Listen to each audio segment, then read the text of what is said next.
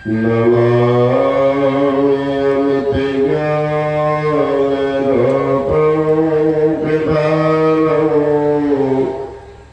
अगमबोधदाता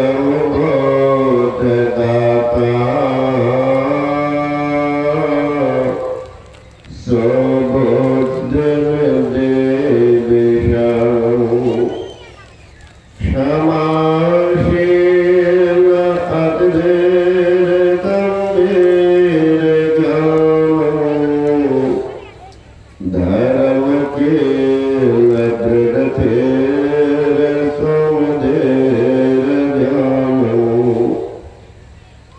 जगत त्राणकारे अघरे उदारं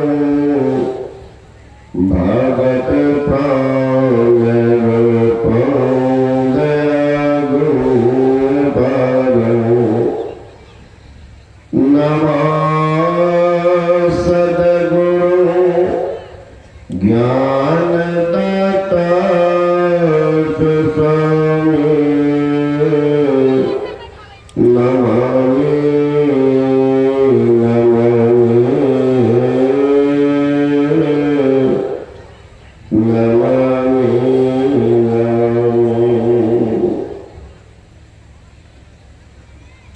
सम्मान्य महात्मा संदेश माधव्य सत्संग प्रेम भाव आदरणीय माताओं एवं भक्तिमती बहनों,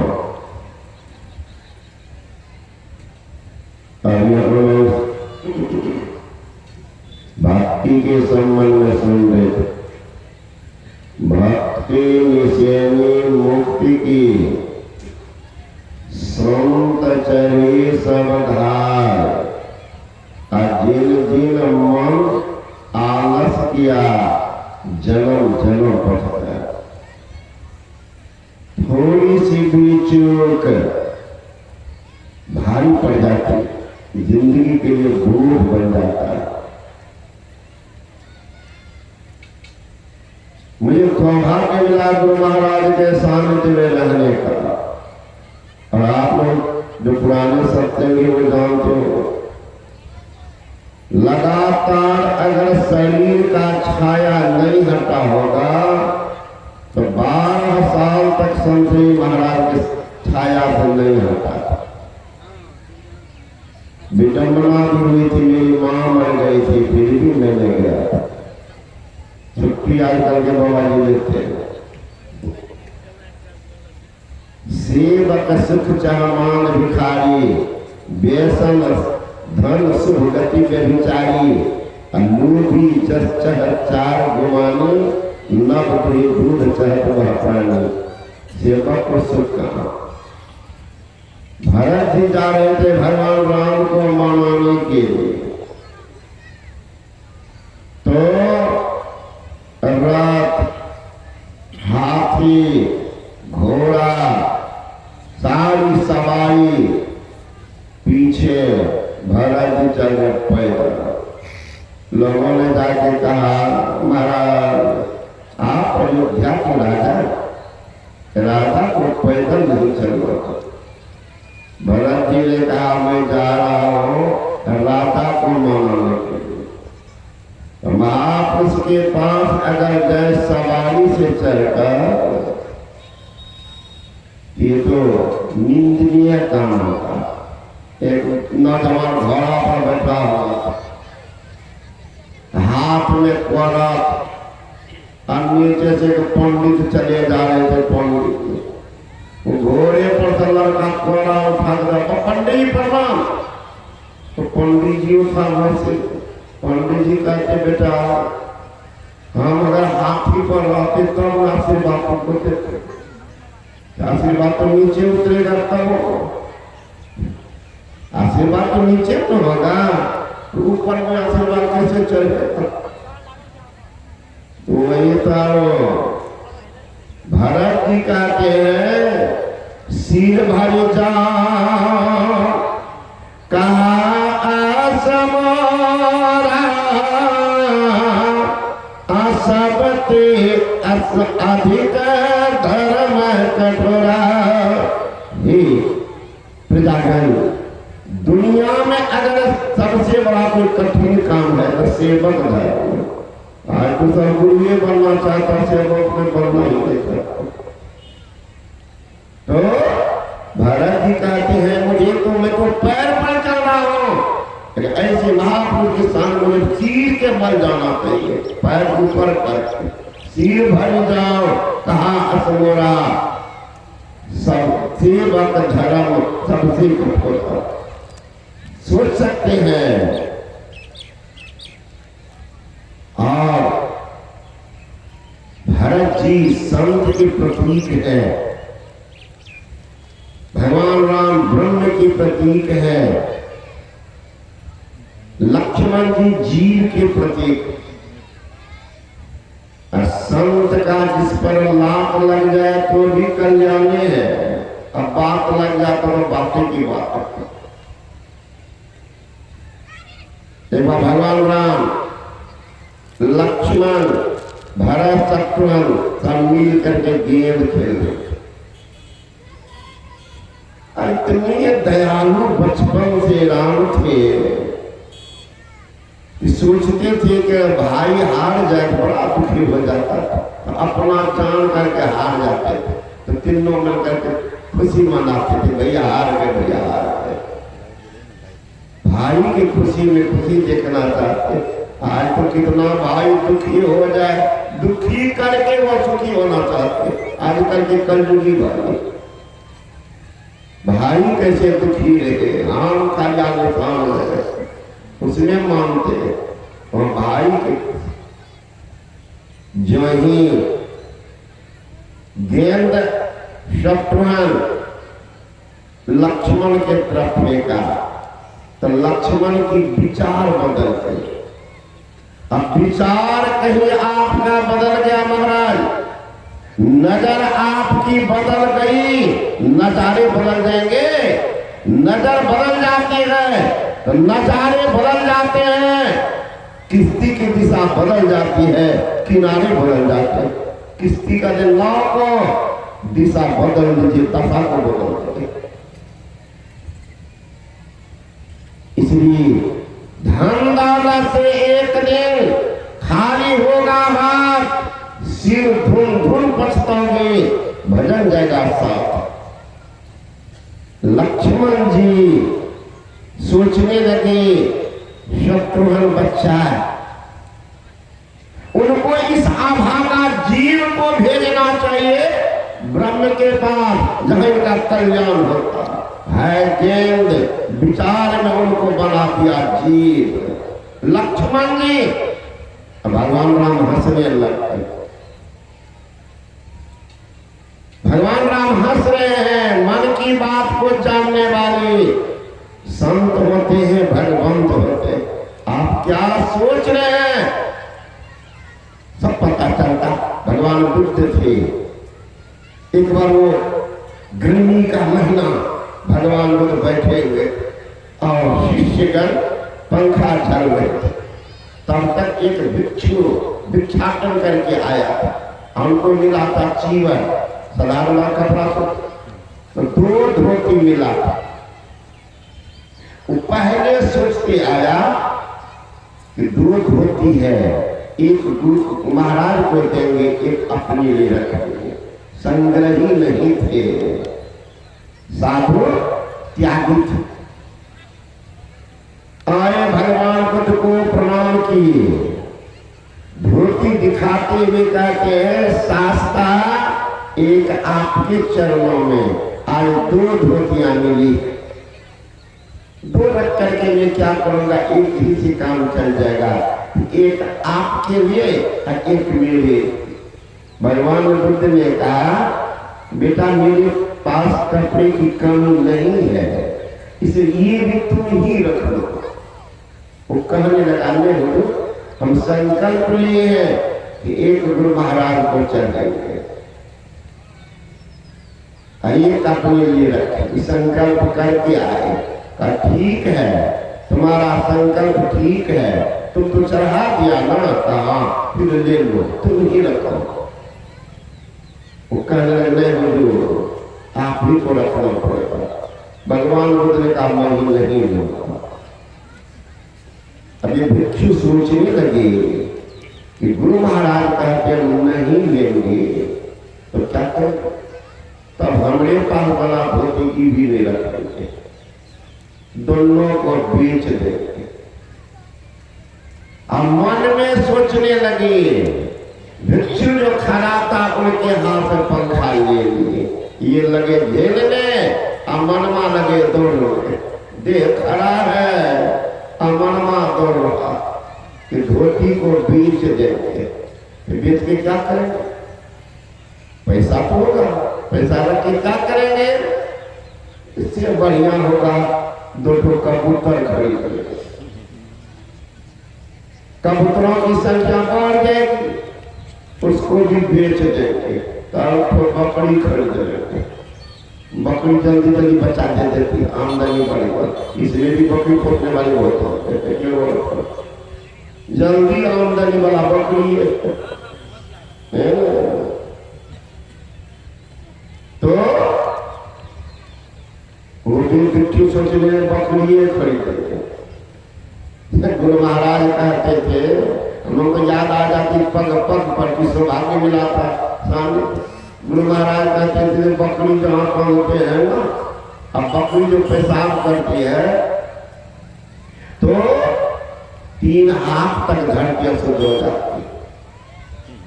गुरु महाराज कहते आप अन्य वाले जाओगे तो भिक्षु सोच रहा है कि बकरी खरीद लेंगे। अब बकरी की संख्या जब बढ़ जाएगी तो उसको भी बेच देंगे, तब बैल खरीद लेंगे। अब बैल खरीद करके हल जोतेंगे, लेकिन सुबह जाएंगे हल लेकर के खेत जोतने के लिए, अब थक जाएंगे आते आते, फिर भोजन कैसे बनाएंगे परेशानी होगी। मन में सोच रहा सब नक्शा चल रहा, भगवान गुरु को पंखा क्या करें। बढ़िया होगा कि शादियों कर लेंगे, क्योंकि no life without wife, wife के बिना कोई लाइफ है अधूरा जीवन, ठीक है। नो लाइफ विदाउट वाइफ, शादियों कर लेंगे। गुरु महाराज जो कहते हैं घर गृहस्थ लगे भजन करो, फलफला देखिए कितना बढ़िया चला, घर गृहस्थियों का भजन हो सकता, तब तो आसान हो जाएगा। हल जोतेंगे, आएंगे तो इधर पत्नी एकदम गरम गरम पानी रखेगी, गरम गरम पराठा भुजिया भोजन बना के रखेगी, एकदम सरासर देंगे और आराम करने लग जाएंगे। तब तक 3 बज जाएगा, 3 बजेगा, भगवान बुद्ध का प्रवचन शुरू होगा, चलेंगे सत्संग सुनने के लिए। पत्नी के कहेंगे तुम भी चलो, तुम भी चलो सुनो सत्संग। अगर पत्नी सहज ढंग से चलेगी तब तो ठीक है, अब कहीं कहेंगे हम नहीं जाएंगे आप जाइए, ऐसे ही मारेंगे। ऐसे जो मारा तो पंखा लग गया भगवान बुद्ध के गाल पर। भगवान बुद्ध का ये वो मार रहा था पत्नी को, मार दिया हमको, लाश के मारे भागा लोगों। अब देखिए मन की बात को जानने वाला मार रहा था पत्नी को, अब पत्नी है ये नहीं है, मारा भगवान बुद्ध को। बाबा कैसे होते ताकि तुमको मारा पत्नी हमको कैसे मारती, लाश के मारे भला हुए है नहीं तो आपको। देखिए मन की बात को जानने वाले संत होते। मैं अपनी बात सुना रहा हूं, मेरे जीवन में भी घटा 81 श्री की बात। गुरु महाराज जी एक दिन शरीर त्याग दिए थे। अब आश्रम में जितने सन्यासी सब होने लगे कि बाबा साहब बोले थे कि 100 वर्ष जियोगे तो क्या खाओगे। हम तो 100 वर्ष पूरा करेंगे गुरु महाराज, सब यही आप हुए। अब गुरु महाराज एक शरीर का तुम क्यों बोले हो, क्या समझा मेरी दास मर गया, 100 बरस पूरा करके भी शरीर छोड़ेंगे। सदगुरु महाराज की जय। देख लीजिए, मौत पर अधिकार। तो मेरे मन में एक रोज गुरु महाराज निवास में थे, भीतर में सोए थे, इधर गिल बंद था और मेरा निवास का भगत का कमरा देखे, उनके ऊपर में छोटा सा कमरा देखे, उसी में मेरा निवास था। तो हम तो भीतर की तरफ चले जाते, बाबा के कमरा से, संत महाराज के कमरा से भी ऊपर जाने का। तो हम महिला खटा हुआ नीचे था, पुरुष वाला ऊपर, गुरु महाराज भीतर में कोई अकेले एकाएक अभागा मन में एक भावना उत्पन्न हुई कि गुरु महाराज शरीर छोड़ देंगे तो जीवन में हमको लगता ऐसे ही रहेंगे, गैरिक बचपन को कौन देंगे। गुरु महाराज के हाथ से नहीं मिला संन्यास में। सोचने लगे जैसे घड़ी के घंटी 12 पर जाएगा, 1 2 3 पर टनाटन आवाज शुरू हो जाता। गुरु महाराज कौन हो, कौन हो? तो कुछ भगत बात हो क्या है, कहाँ बुझे कौन है? देखा कोई अकेले हम तो नहीं हुए, दूर में हम भी गए। भगत बात पूछे कि कुछ बोलो कि तो गए गुरु महाराज। जो ही गुरु महाराज के पास गए तो मेरा बाल उस समय बहुत लंबा था। गुरु महाराज बाल पकड़ते, अब बाबा देवी साहब का तस्वीर दिखाने लगे। कौन कैसा लगा उनका? बाबा देवी साहब काला कपड़ा पहनते थे, काला कपड़ा, कभी लाल कपड़ा नहीं पहनते, लाल तो गुरु महाराज के। तुलसी साहब और 72 रंग का कपड़ा पहनते थे। दर्जी जो कपड़ा कतरते थे और उसको चुन कर लाते थे, कांटा में घुसा करके तो बनाते थे अपना, अब वही पहनते थे। तुलसी साहब गुरु महाराज, बाबा देवी साहब के गुरु तुलसी साहब। और तुलसी बाबा देवी साहब को गुरु महाराज डायरेक्ट दीक्षा नहीं दिए हैं, बस 5 वर्ष के उम्र में ही माथा पर हाथ रखे, कभी को गुरु जरूरत नहीं होती, हाथ रखते ही सारा ज्ञान करा। लेकिन महाराज वो चमत्कार है, ये माथा सरकार के प्रणाम करते। हमारे आश्रम के बाबा जी की किताबें पढ़ो, इनके गाँव की घटना। एक शिक्षक है, बड़ा कट्टा, दिन भर एक बार क्या हुआ चमत्कार सुन लीजिए, महापुरुष कहते। तो उस समय में बाबा के सेवा में रहता था, गाँव के बहुत सत्संगी वो आदमी तो निंदा शिकायत करने वाला थोड़ा पूजा करने के लिए जा रहे हैं देव, तो बहुत आदमी गाँव वाले चले, वो भी कहा भी चले गया। तो उन 2 भाई में एक भाई कट्टर सत्संगी, उनका नाम है भागवत राम, और उनका बड़ा भाई है एकदम चेहरा श्री भगवान दिया है, बोलो वही शिकायत कर दीक्षित था। वहां देवघर में लोग गए तो कुछ आदमी कहने लगे कि आप लोग तो भूल गया देवघर, कहाँ हम लोग जाएंगे गुरु घर, तो मैं कुप्पा घाट लेंगे। ये भी कहने लगा सब जगह तो हम भी जाएंगे। संजय महाराज के पास जो नजदीक से गए होंगे देखो, बाबा ऐसे पैर करके पढ़ाया करते, पैर उनका लंबा। तो सत्संगी आ रहे तो बाबा ऐसे करते, वहीं से प्रणाम करो, तो लोग पैसा फेंक दिया, प्रणाम कर, अरे खड़ा होकर के श्रद्धा को ठीक भी नहीं। लेकिन मन में सोचने का लोग मर जाता, सब के अब प्रणाम के तो लाभ के मारे क्या करेंगे। तो खड़ा देख लिया तो सोचने लगा कि प्रणामों करेंगे अलगे से। तो जब तक मैं बाबा ऐसे से करके तब तक पहुंच गया, कपड़ा हटा दिया, माथा को रगड़ने लगा, और रगड़ा तो देखे वो घोलट गया वही। तो लोगों ने कहा कि बाबा ये सारता दिया। तो संजय महाराज और छायावादी बात करते, तो मैंने कहा कि हमसे पूज्य बाबा ने कहा कि समझे का जी परिचय का मतलब क्या, हम अपनी दुकान से उड़ल जाएंगे। तो दही खाने का हमको मन है, हम का गेहूं का दो दही इनका दो तू का उनको दो, तो दोनों का काम चल जाता, खाने का मन हम तो समझो। तो कहने लगा, तो हमने कहा बाबा भोजन में कहा गए भोजन कहने को चौका ये 15-20-25 आदमी करीब थे।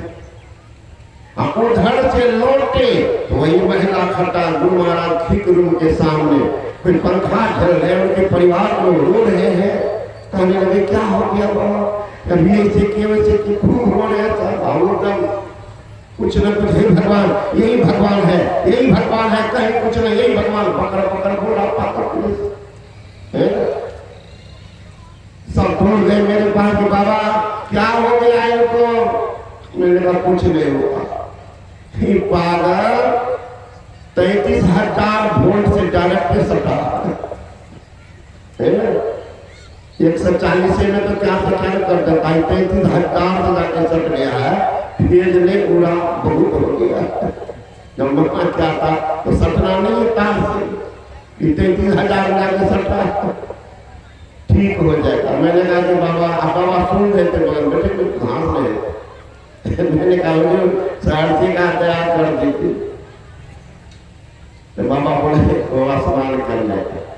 हम गए गुरु महाराज ध्यान की थी गुफा में, ऐसा कई घटना सुना देंगे।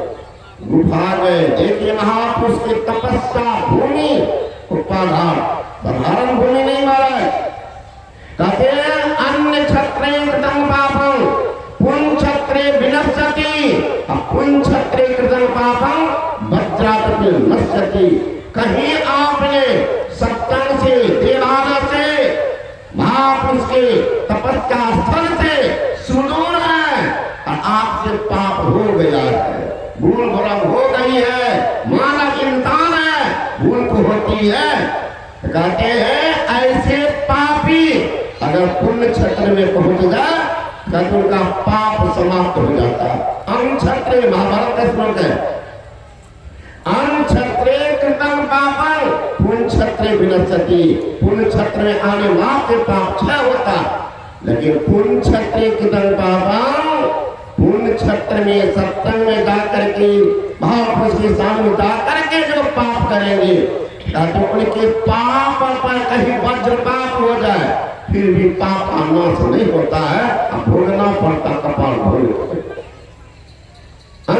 इतना पापं पुण्य क्षेत्रे विनश्यति, पुण्य क्षेत्रे कृतं पापं वज्रात्।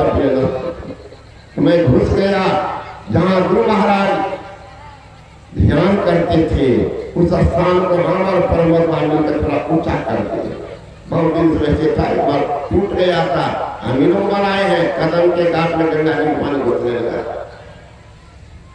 तो उसी से मिट्टी भीतर से ले लिए और घोल करके गंगा जी में उनको पिला दिए। जो ही पिलाए तो फिर ठीक हो गया। कहने लगा आप दीक्षा नहीं के जाएंगे। मैंने बाबा हम थोड़ा अवगुण कर कान पकड़ उठता पड़ता था। बाबा आप चल गए तो पापा है, देखिए ना बबू में पापा है कहाँ थोड़े में हुआ है।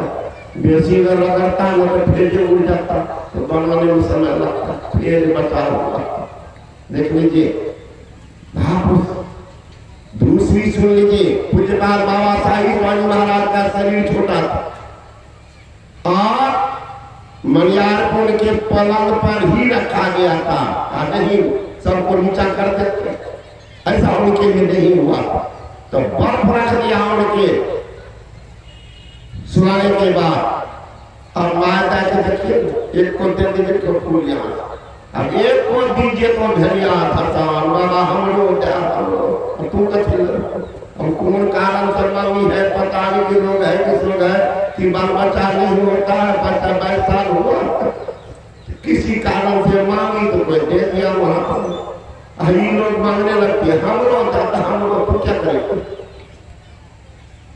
तो एक माई ने कहा कि बाबा परसा बाबा जी रीझ करके ही कहिए खींच करके बरसात में गया ऊपर का पानी दे लो अब उनको देना था कि बोतल बोतल शुरू। आप लोग जाइए सरसी से जो रोड है कुर्सेला वाली, कुर्सेला चौक से 10 घर पहले एक शर्मा जी का घर है मास्टर, वो भी खराब दिख रहा। हमको देखा कौन से इसलिए कहने लगी बाबा हमको भी प्रसाद हाथ मास्टर होकर महिला है सब ले जाते हैं घर में। हमारी पत्नी भी है कहेगी कि तो ले लो हमने तरफते हमको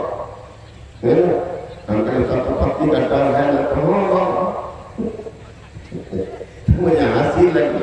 तो बाबा के छाती पर था वो बड़, हम बोतल ले लिए उनके छाती में बाबा के बगल में सटा दिए तो घर में चला गया। अब लेकर आ गया घर आया तो सबको देने लगा 2-4-10 गुण। उनका बड़ा लड़का है जन्म से ही गूंगा और बहरा, जिनकी उम्र 28 साल, जन्म से गूंगा बहरा। जो ही वह पानी दिया बेटा के हाथ में पियो पिया बोलना सुनना शुरू कर श्री सद्गुरु महाराज की जय। साधारण नहीं महाराज। तो मैं कह रहा था भगवान राम मन की बात को जान करके हंस रहे हैं। लक्ष्मण क्या सोच रहा है कि अभागा जीव को शत्रुघ्न को भेजना से ब्रह्म के पास, लेकिन आखिर लक्ष्मण तुम भी तो जीवे हो। अरे ब्रह्म निर्माण करता है, संत कल्याण करता है, तो भेजना चाहिए कि इस जीव को या भागा जीव को संत के पास, संत के प्रति मूर्ति भरत जी है वहां भेजना चाहिए। आखिर तुम भी तो जीव ठहरा लक्ष्मण, जब इस गेंद को तुम जीव माना है तो भेजना चाहिए भरत के पास। चलो मेरे ही पास भेज रहे हो, तो जो ही शत्रुघ्न भेजा लक्ष्मण के पास गेंद को, तो लक्ष्मण ने कहा रे अभागा जीव मैं तुम्हारा कल्याण नहीं कल्याण करता। वहां खड़ा है, चल 1 लाख वाला जाओ वहां कहीं लग जाएगा पैर, लाख लग गया तेरा कल्याण होगा। भगवान ने सोचा कि चलो लक्ष्मण तुम भी तो जीव ठहरा, मैं भेज देता हूं। भगवान राम के पास जो ही गेंद आया, भगवान राम 1 लाख मार के भेज दिया भरत की तरफ। भरत के पास जो भी वह गेंद गया, भरत ने 1 लाख मार के लौटा दिया। इस बार जो गेंद आ रहा था भगवान राम बैठ गए ठेवना के बल, चट से हाथ पर गेंद पर उठाया और सिर पर रख करके नाचने लगा। लोगों ने कहा महाराज महाराज ये क्या कर दिए? क्या भरत जी लतिया दिए, आप हथिया दिए। भगवान राम के आंख में इस बार आंसू आ गए। क्या आप इतने व्यथित मालूम पड़ गए? अरे मैं भेजा थी अभागा जीव को संत के पास, और संत का जिस पर लात लग जाए या संत का बात लग जाए उनका उद्धार होना निश्चित हो जाता है। वह लात मारने जो नहीं वो तो माफ पड़ने जो हो जाता है। महाराज की जय। अभागा जीव का उद्धार निश्चित हो गया। इसे लात कैसे मारेंगे? इसके सिर पर रख दिए। संत शरण जो पड़ा ताही का लगा ठिकाना, और कहीं नहीं कुशल सकल बैराग चला।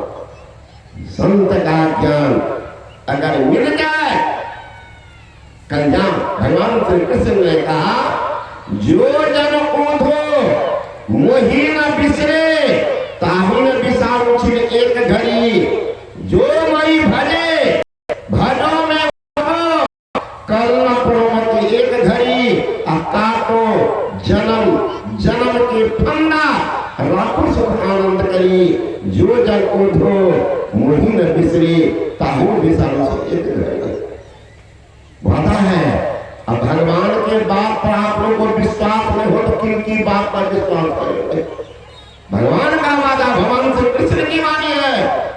उद्धव को कह रहे हैं हे उद्धव जो जन ऊधो मोही न बिसरे ताहिर विसारो छे एक है जो वही भजे भजो में वाको करना पड़े एक घड़ी काटा जन्म जन्म के फंदा राखो सुख आनंद करी जो जन उठो वही न बिसरे ताहिर विसारो छे एक घड़ी भगवान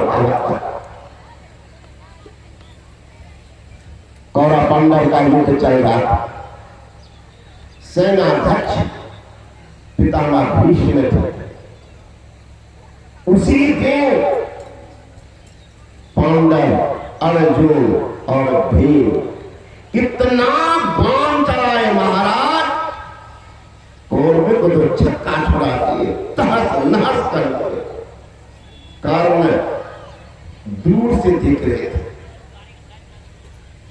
सोचने लगे आबाल बाल ब्रह्मचारी है पितामह भीष्म, और महाराज ब्रह्मचारी अगर सचमुच में हो तो उनमें स्वतः आग होती है, तप की आग, कुछ भी कर सकता है। ये तो साधारण सी बात है। 10 दिन पहलवानी करेगा तो कुछ और टाइप पर सीखेगा। हाँ देखते हैं माई जाए जाती है रजिस्टर पर तब खर्च कर तो कौन सा कबूतर खर्च कर रात्रि पर चला तो सीख गए 10 वृद्धा पेंशन 10 खर्च सीख गए, वो भी 10 खर्च कर लेते। अक्षर का ज्ञान नहीं है लेकिन 10 खर्च जानते। सोचने की बात, 10 दिन कचहरी लोग जाए कानून की बात जान जाता। अगर शुद्धात्मा महात्मा अगर आंख बंद करके बैठेगा उस परमात्मा के विरह में तो पागल होगा क्या महाराज? उनको भी कुछ दम तो जरूरी होगा, पागल होगा। तो स्वतः कर्ण सोचता है पितामह भीष्म भाव ब्रह्मचारी इनके रहते हुए इनके सामने में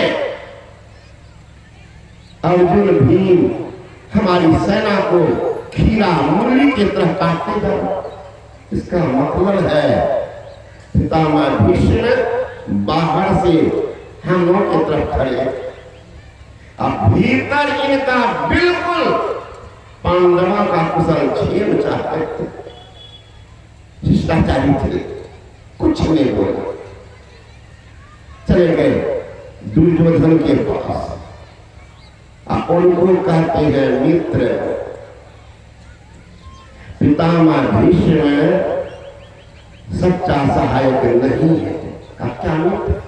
हरे महाराज खड़ा है बुद्धा और सारी सेना खिला मूल कट रही है और भीम अर्जुन पागल बने हुए।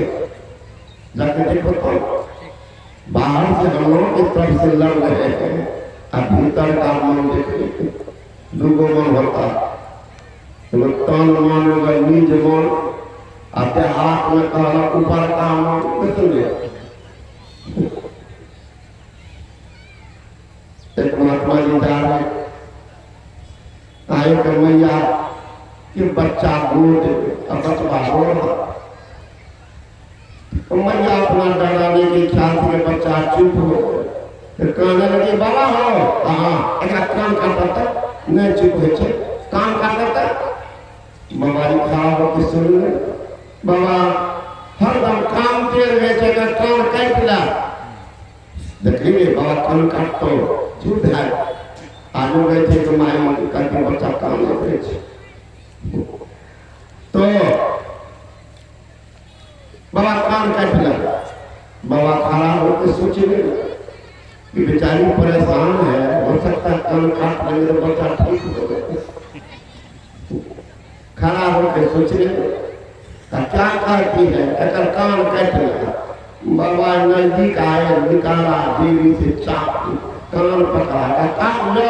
हाँ बाबा काट लो। चट से बाबा जी कान काट लिया अगर बिटिया और महिला कहे तू बाबा जी चंडाल पूछो तो तुम तो बोली कि कान काटने के लिए हमको पर का मन से कहलिया तू बाबा की छोड़ बताओ तो कहिए मैं हम की जाने के लिए मतलब ऊपर को बहुत को बाबा जी अपना गया बात तो भगवान जाने क्या हुआ चुप कर रही है कि और लाती है 5 दिन के बाद महात्मा जी संतों से लौट रहे थे उनके घर में आग लग गई चिल्ला रहे थे बाबा जी खड़ा होकर सोचने लगा कमंडल में पानी जाकर मिनट में बुताते लेकिन सोचने लगे फिर भी कहीं ऊपर के मन से कहती चिल्ला रहे बाबा बुता दो बाबा इधर पर देख रहे लोग जमा हो गए बताया कहने लगी बाबा जी है ना ढोंगी पाखंडी कपड़ा पहन लिया है बताओ इतनी भी दया भीतर में ना लोग भी कहने लगे बाबा जो आपके पास पानी था क्यों नहीं बताया अरे बाबू सुन एक रोज इसी रास्ते होकर के जा रहे हमको याद आते क्या ये बुढ़िया बोली कि हे बचवा अपना पोता का कान कैसे 2 बार 3 बार बोली बचवा रो हम कान काट लिए थे ये बुढ़िया कितना दानी आप बोलने लगे हम तो पर काम से कहले पर काम को तो आज में हम सोच रहे हो सकता है बुढ़िया ऊपर के मन से कहती हो इसलिए नहीं पता तो का मन ऊपर का मन वही कारण ये मित्र पितामह बाहर से दिखाने के लिए हमसे लड़ते हैं भीतर का मन पांडव के तरफ उदंड के मुंह में लगाव नहीं होता तो चौक हो कि चौराहा हो कि कहीं हो किसी को फजहत करने पीछे नहीं हटेगा आया दुर्योधन उल्टा सीधा पितामह भीष्म को कहने लग गया क्या आप अपने को ब्रह्मचारी मानते हैं हम लोग जितना त्याग पिता के सुख में अपने को सुखी मानने वाला पिता हमारी व्यवहार से पूछ रहे मैं प्रतिज्ञा करता हूँ कि शादी नहीं करूंगा भीष्म प्रतिज्ञा अब उनके ऊपर में अभागा प्रश्न लगाना उल्टा सीधा इतना बका पितामह भीष्म को क्रोध हो अति संघर्ष करे जो कोई अनल प्रकट चंदन के हो चंदन बड़ा ठंडा होता श्रीखंड चंदन और कहीं मिलेगा भी नहीं और वो श्रीखंड चंदन को ला करके जिनको शीत की गर्मी की बीमारी हो मात्र 7 दिन रगड़ने के लिए बाद छिला करके सनातनी बीमारी दूर हो जाती अनल प्रकार वही को घिसते हैं तो आग प्रकट होते बड़ा ठंडा है अति संघर्ष करे जो कोई अनल प्रकट चंदन दे होते पितामह भीष्म शांति के दूत है शीतल चंदन चंद्रमा तैसे शीतल संत जगत की त्रास मिटावे जो कोई आफत जरत मधुर मुख वचन सुना भूल आ जाए 3 ताप मिट जाए संत के दर्शन पावत पलटू ज्वाला उदर का रहे न मिटे तुरंत शीतल चंदन चंद्रमा अतैसे शीतल सन तुलना किया है चंद्रमा से चंदन से शीतलता के बारे में वैसे सन पितामह भीष्म शांति के प्रति मूर्ति लेकिन इनके उल्टा सीधा बकने के कारण क्रोध हो गया क्रोध जब आती है आदमी के ऊपर में तो बुद्धि सीध हो जाती है आपने आंख पर अगर काला पट्टी बांध जाए थोड़ा आप देखे तो कहाँ ठकराइएगा दीवार में तो फुट्टा में कहाँ पर सारू क्या हो गया दीवार पाया नहीं तो पट्टी वही अज्ञानता की पट्टी जब लग जाती है, निर्णय नहीं कर पाता है, जो न सो कर बैठता। पितामह भीष्म क्रोध होकर में आए, उस क्रोध अग्नि में ही हटे मत, तुम्हारे पराक्रम को लौटा के देखना था, तुम्हारे भाव भुजान करना बन है और घी डाल कब दिखला दे बाबा।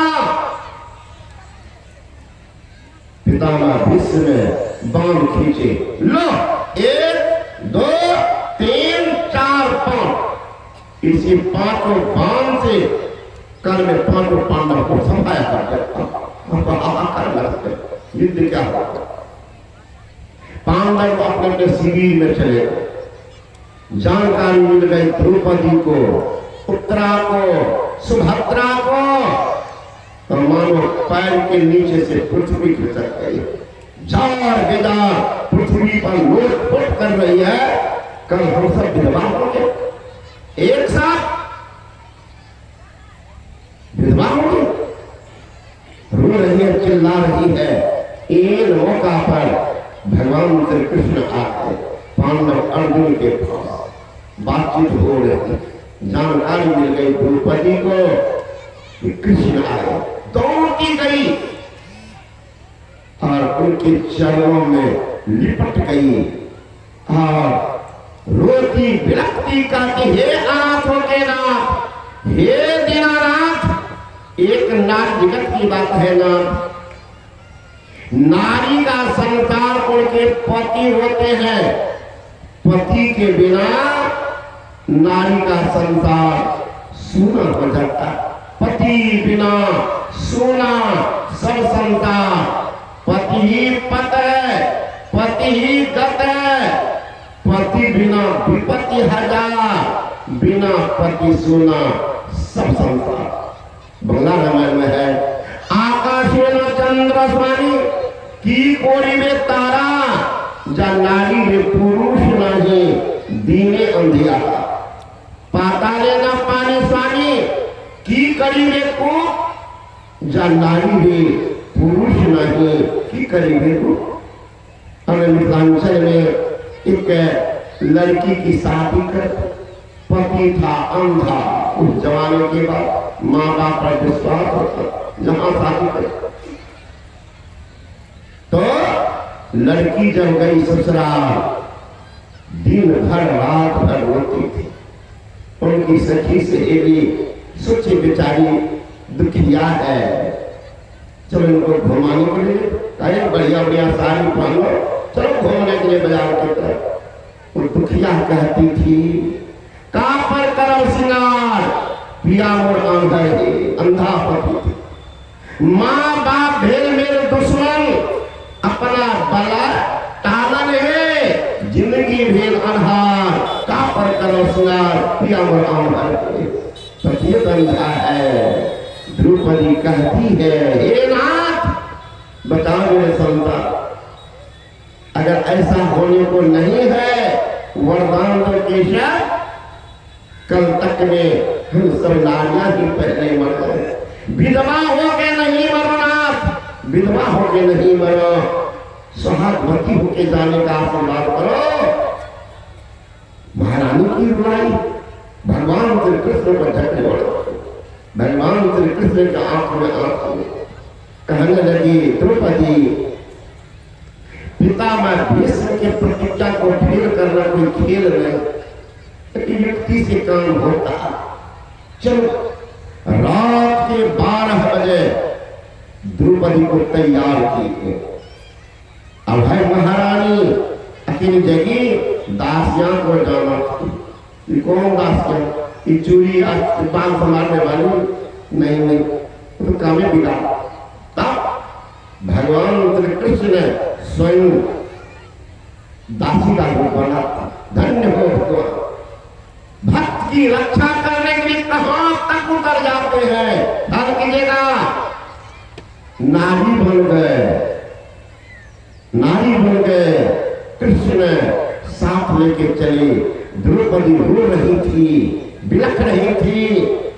भगवान श्री कृष्ण जब थोड़ा दूर बच गया, शिविर पीछे करके तेजी में गए।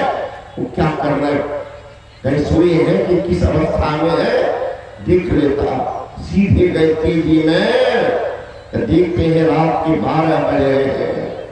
पितामह ध्यानस्थ लागू है ना, ध्यानस्थ है, उनके भी मन में पश्चाताप जगने जल रही है।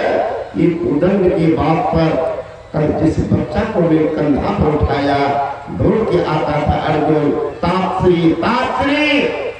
आज एक बाबाजी आया तो मैं कहता था अर्जुन मैं ताप तेरा तात नहीं, मैं तेरे ताप का मैं तात हूं। दादा फिर कह रहे हैं कि मेरे तेरा ताप हम तो अर्जुन को मिल मारूंगा। पश्चाताप के विरह में जल रहा था तक नींद कहाँ, ध्यान में बैठे हुए थे। इशारा करते हैं भगवान से कृष्ण द्रौपदी को तेजीवा मुंह बंद रखना, मुंह बंद रखना, सीधे जाओ उनके चरणों पर जाकर के अपना सिर रख देना, चेहरा नहीं देखेंगे, आशीर्वाद करने के काम बन जाएगा। जाओ। द्रौपदी चली, पानी की जुत्ती काली पकड़ी, बड़े आदमी को प्रणाम करने जा रही हो, जूता चप्पल खोलो खोलवा। फिर सोचने लगे ये जाएगी, ये तो विधवा होने के स्वप्न देख रही है, ये तो वहां रोएगी और उनकी आंखें कहीं खुल जाए तो मैं सामने रहूंगा तो काम बिगड़ सकता। तो द्रौपदी का जूता लेकर के अपने पीताम्बरी में बांध लिया। है नहीं भगवान अच्छी हो गए। द्रौपदी को कहते जाकर चरणों पर सिर रख देना, साइलेंट मत देना। द्रौपदी गई, जो चरण पर सिर रखते हैं विधवा होने की स्वप्न उभर आई, रोना शुरू करती, जोर जोर की रुलाई। पितामह भीष्म की आंखें खुल गई, देखने लगे कि कोई नारी है, इतनी रात में अकेली आई है, साड़ी के रंग से मालूम पड़ रहा है कि विधवा नहीं है। उस जमाने में विधवा सलवार में भी अंतर होता था। ये विधवा नहीं है, कोई सधवा वाली। और साड़ी के मालूम पड़ता प्रभु बिस्कीमती साड़ी पर कहते उस जमाने में द्रौपदी के पास 16 लाख की साड़ी थी।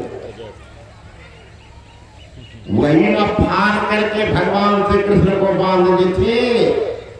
तब ने भगवान ने कहा कृष्णा तुमने मेरी रक्षा साड़ी से की है, हम भी रक्षा करेंगे साड़ी से।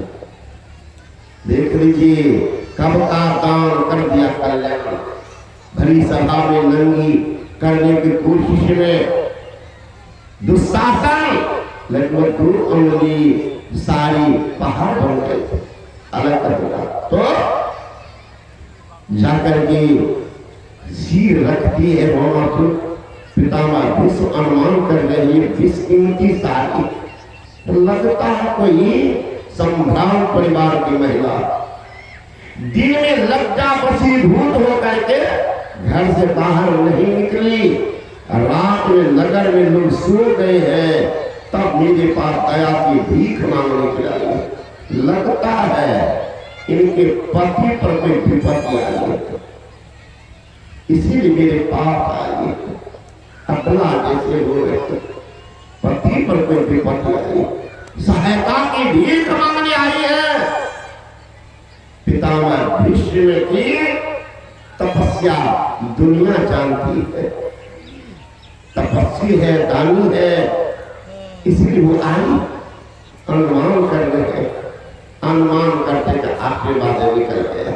लिखा है खुद तो खड़े बाहर नहीं, वो छलिया कृष्ण बाहर, खुद तो खड़े बाहर नहीं, भीतर भेजा पंचाली को, यति बाबा, यति के सन्यासी को, यति बाबा के चरणों में जाकर अपना मस्तक धर दो और की बेला में 12 बजे, अर्धरात्रि की बेला में भी